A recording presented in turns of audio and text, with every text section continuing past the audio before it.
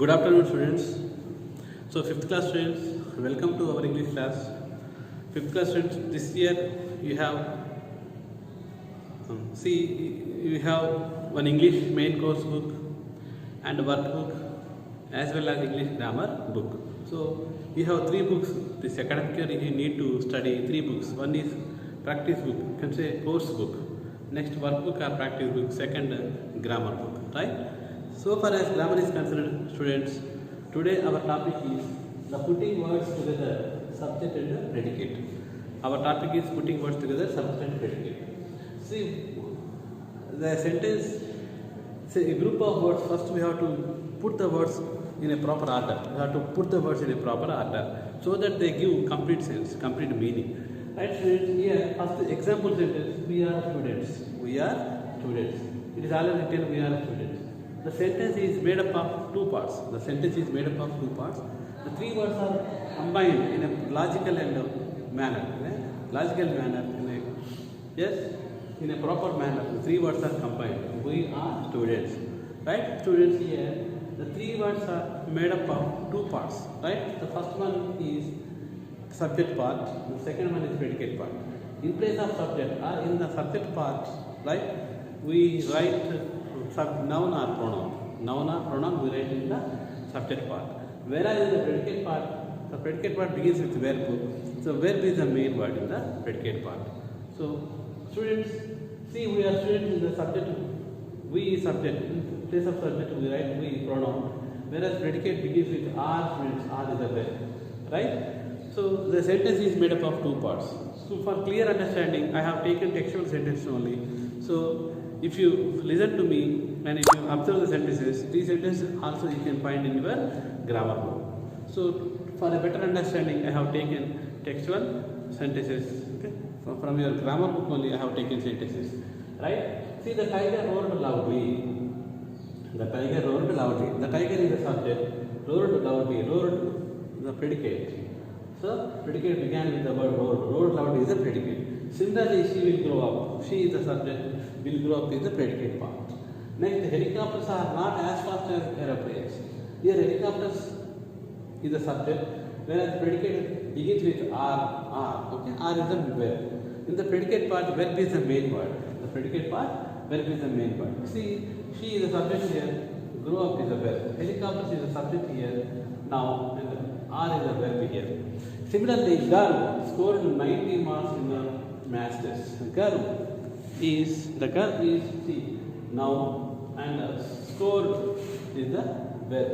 And predicate begins with the word verb. Scored 90 marks in the math test. Scored is the verb and the predicate part is scored 90 marks. Total part is predicate part. Predicate begins with the verb scored.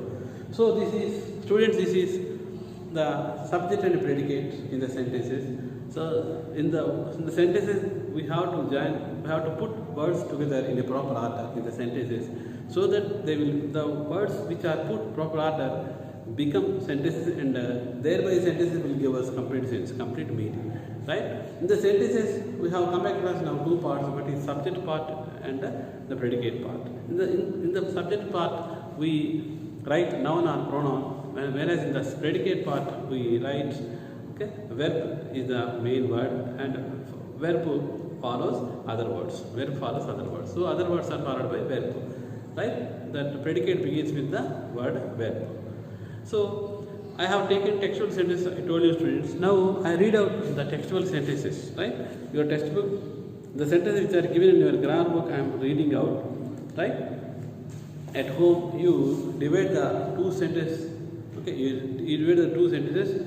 You divide the sentences into two parts. The first part is subject part and the second one is predicate part. Right? You need to underline subject first.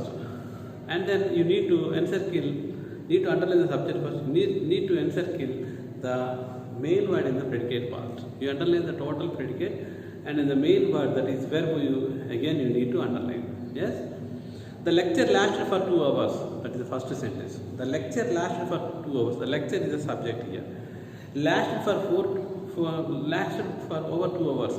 Lasted is the verb in the predicate part. The predicate begins with the word lasted for over 2 hours. The total part is predicate part.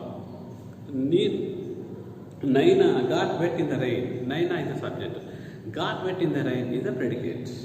Right? In the predicate, got is the main word. The asteroid circled the earth twice. The asteroid is the subject. Circle the earth twice is the predicate part. The main word in the predicate is circled.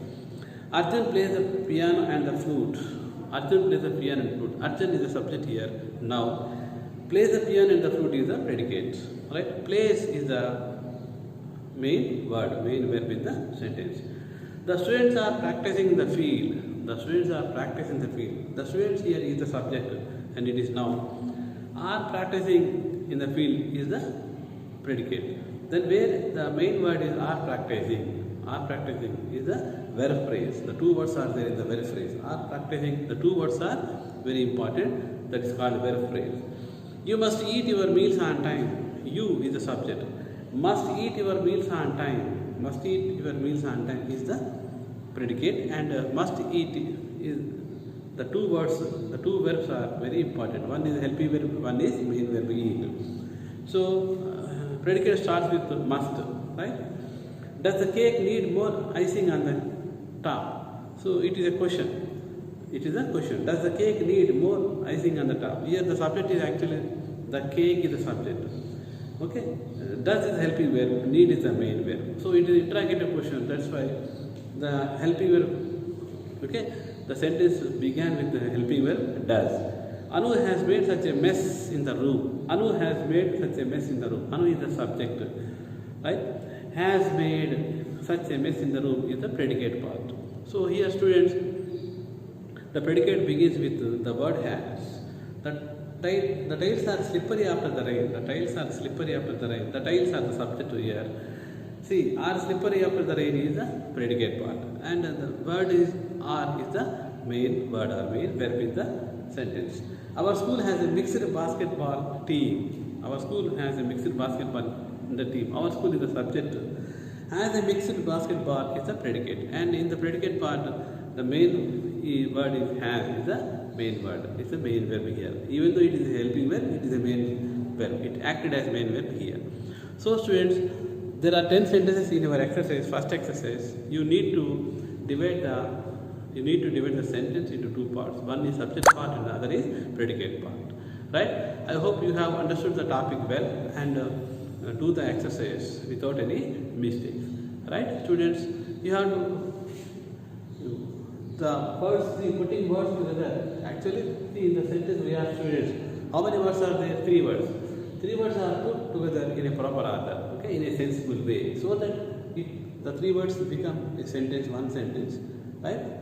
Then it is called one sentence, and the sentence gives us full meaning. Whereas in the sentence, again the sentence is divided into 2 parts.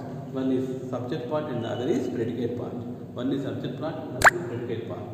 In place of subject, students, we write noun or pronoun. We write noun or pronoun in place of subject, right? In the subject place. The next, in the predicate part, the predicate begins with the verb. The predicate begins with the verb, and the verb follows by other words. The verb follows by other words. So, students, here we have taken the textual sentences and we have completed the subject and predicate part. Right? In the next days to come, so we have to see the affirmative sentences and negative sentences, yes, and interrogative sentences, negative interrogative sentences. In the days to come, we need to discuss affirmative sentence or declarative sentence and interrogative sentence, negative interrogative sentence, right? And so these are the patterns of sentences pattern. Affirmative sentence, you can say declarative sentence also, and see interrogative sentence, right? Negative interrogative sentence and negative statements. So you need to learn these kinds of sentences in the days to come, right? After hearing theory part, you need to do exercise so that the theory and grammar rules and regulations theory will be it will be fixed in your mind. So if you listen to me, the theory and just rules and regulations, if you forget it is of no use. So make use of the theory part and make use of the rules and regulations in solving the exercise, in converting the sentences, right, and doing the exercise, so that it will be helpful to you in the days to come, students. Right? See you. In the next class we discuss the kinds of sentences.